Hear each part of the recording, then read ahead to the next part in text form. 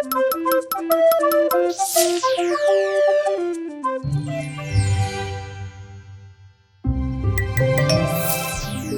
top tricks. ආයුබෝවන් සුබ දවසක්. කිචන් টොප් ට්‍රික්ස් වෙත ඉතාමත් ආදරෙන් ඔයාව පිළිගන්නවා. ඉතින් මං හිතනවා වීඩියෝ එකේ තම්මේල් එක දකිනකොටම ඔයාට අමුතු කුතුහලයක් එන්න ඇති කියලා. අද මං හදන්න යන්නේ ගස් චිකන් කරියක්. ඇත්තටම මොනවාද මේ ගස් චිකන් කියන්නේ? අද තම්මේල් එකට යූස් කරලා තියෙන නම මට ගොඩාක් විශේෂයි. ඉතින් මේ ගස් චිකන් කියන නම දැම්මේ මගේ අක්කගේ පුතා.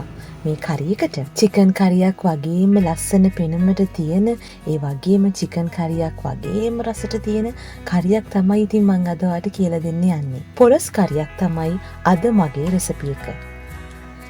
පොලොස් කරිය හදාගන්න මං අරන් තියෙනවා සාමාන්‍ය කුඩා ප්‍රමාණයට කපාගත්ත පොලොස් ග්‍රෑම් 500ක්, උකු පොල් කිරි කෝප්ප 3ක්, රම්පෙ කොළ 2ක්, කරපිංචා ඉටි 3ක්, සුදුලුණු බික් 4ක්, ඉඟුරු කෑල්ලක්, බීලුණු ගෙඩියක්, එනසාලට 4ක්, කරාබු නැටි 8ක් 10ක් අතර ප්‍රමාණයක්, කුරුඳු පොතු කිහිපයක්, සියඹලා ටිකක් සහ පොල් තෙල් ඕනි වෙනවා මේ පොලොස් කරිය රසට හදාගන්න. පොලොස් කරිය හදාගන්න මුලින්ම මම තාච්චියක් ලිපේ තියලා ඒකට තෙල් ටිකක් එකතු කරනවා. ඉතින් මේ එකතු කරන තෙල් ටික ඔයා මේ වෙලාවේ තාච්චියට ටිකක් වැඩිපුර දාගන්න. කපාගත්ත පොලොස් ටික ගැඹුරු තෙලේ බැදගන්න තමයි මම හදන්නේ. ඉතින් ඔයා හිතයි පොලොස් ගැඹුරු තෙලේ බැදෙන්න ලොකු වෙලාවක් යයි කියලා. ඇත්තටම ලොකු වෙලාවක් යන්නේ නෑ. ඉතා සීමිත වෙලාවක් තමයි ඉතින් යන්නේ. ඔයා කලබල වෙන්න එපා, ඒ වගේම බය වෙන්න එපා. ඇත්තටම මේක තෙලේ බැදෙනවද කියලා. ඇත්තටම තෙලේ බැදෙනවා. ඔයා පුංචි වෙලාවක් මේක රන්වන් පාට වෙනකන් බැදගන්න. ගොඩාක් රන්වන් පාට වෙන්න ඕනේ. සාමාන්‍ය ප්‍රමාණයට මෙන්න මේ ආකාරයට බැදගන්න. ඉතින් මේ ආකාරයට මං ගත්ත පොලොස් ටික සේරම බැදලා වෙනම අයින් කරලා තියාගන්නවා. ඒ වගේම මම බීලුණු ගෙඩියක් ගත්තා. ඒ බීලුණු ගෙඩියත් කුඩාවට කපලා මේ පාවිච්චි කරපු තෙල් ටිකේම ගැඹුරු තෙලේ බැද ගන්නවා. ඉතින් ලුණු ටික රන්වන් පාට වෙනකන් ඔයා බැදලා වෙනම භාජනයකට දාලා අයින් කරලා තියාගන්න ඕනේ. මේ ප්‍රධාන කාර්යයන් දෙක කරලා ඉවරුණයින් පස්සේ තමයි මම පොලොස් කරිය හදන්න ගන්නේ. පොලොස් කරිය හදාගන්න මම දැන් වළඳක් ලිපේ තියලා ඒකට තෙල් මේස හැඳි 2ක් විතර දාගන්නවා. ඉතින් පොලොස් ටික බැදගන්න ගත්ත තෙල් වලින්ම ඔයාට පුළුවන් තෙල් මේස හැඳි 2ක් වළඳට දාගන්න. තෙල් ටික හොඳින් රත් වුණයින් පස්සේ මං ගත්ත කරාබු රැටි සහ කරඬු මුංගු හොඳින් තලලා තෙල් එකට එකතු කරගන්නවා. ඒ එක්කම මං ගත්ත කුරුඳු පොතු ටිකත් මේ තෙල් එකට එකතු කරගන්නවා.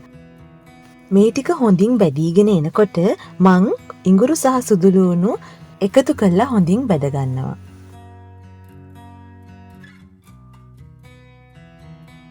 කරපිංච සහ රම්පෙ ටිකත් මේකට එකතු කරලා මං හොඳින් නැවතත් බැද ගන්නවා. උළුහල් පවුඩර් එකකින් තේ හැන්දක් තෙලට එකතු කරගන්නවා.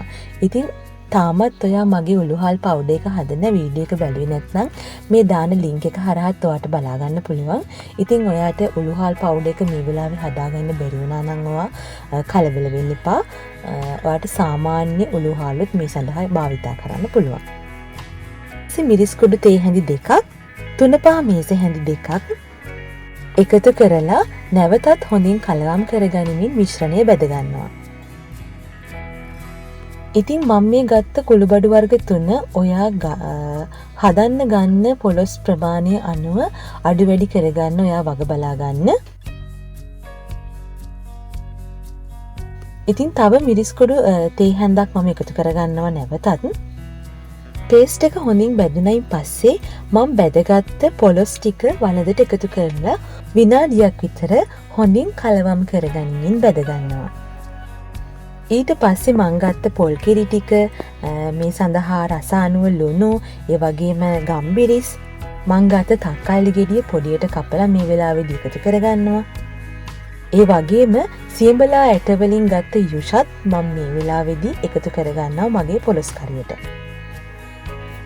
මෙතන සියඹලා ඇට 10ක විතර යුෂ මං අරගෙන තියෙනවා. මේ ද්‍රව්‍යයන් ටික සේරම දාලා මං හොඳින් කලවම් කරගනිමින් පොලොස් කරිය මද ගින්දරේ පිස ගන්නවා. පොලොස් කරිය මෙන්න මේ ආකාරයට මද ගින්දරේ බුබුලු දමමින් ඉදෙනකොට මස්කරි 3-5 මම මේ සඳහා මේස හැඳි 2ක් එකතු කරගන්නවා. ඉතින් ඔයා මේ වෙලාවේදී ඔයාගේ ලිපේ ගින්දර ගොඩාක් අඩු කරලා තියෙන්න ඕනේ. මද ගින්දරේ තමයි පොලොස් කරිය ඉදෙන්න ඕනි. ඉතින් දැන් නම් මගේ පොලොස් කරිය හොඳට තැම්බිලා හොඳ පෙනුමට තියෙනවා. ඉතින් මේ වෙලාවේදී මම චෙක් කරලා බලනවා මගේ පොලොස් කරියේ තියෙන ඇඹුල් රස, ලුණු රස, ඒ වගේම මිරිස් රස කොහොමද කියලා. ඉතින් අවසාන වශයෙන්ම මේ පොලොස් කරිය රස ගන්න මම එකතු කරගන්නවා මම අර බැදගත්ත බීලුණු ගෙඩිය. ඉතින් බීලුණු ගෙඩිය මේ පොලොස් කරියේ උඩට මම අතුරවනවා. ඉතින් ඔයා මද ගින්දරේ මේ බීලුණු ගෙඩියත් හොඳින් අතුරවලා මද ගින්දරේ නැවතත් පිස ගන්න. ඉතින් කලවම් කරන්න එපා දැන්. මේක කලවම් කරන්න ඕනේ ඔයා ආහාරයට ගන්න අවස්ථාවේදී රස වගේම සුවඳ පාට සේරම ඉතින් චිකන් කරියක් වගේමයි. ඉතින් ඒ හින්දායි මම මේකට ගස් චිකන් කරියක් කියලා නම දැම්මේ. ඉතින් චිකන් කන්න කැමති නැති කෙනෙක්ට ගොඩක්ම රසට හදලා දෙන්න පුළුවන් කරිය එකක්. ඉතින් චිකන් කන අයත් ගොඩක් කැමති වෙයි. චිකන් වගේම රසයි කියයි. ඉතින් ඔයාගේ ගෙදර අයට හදලා දෙන්න නොවරදවාම මේ ගස් චිකන් කරි එක. ඉතින් මේ වගේ රසවත් රෙසිපි එකක් සමගින් නැවතත් හමුවීමේ බලාපොරොත්තුවෙන් සමුගන්නම්. ඔබට සුබ දවසක්.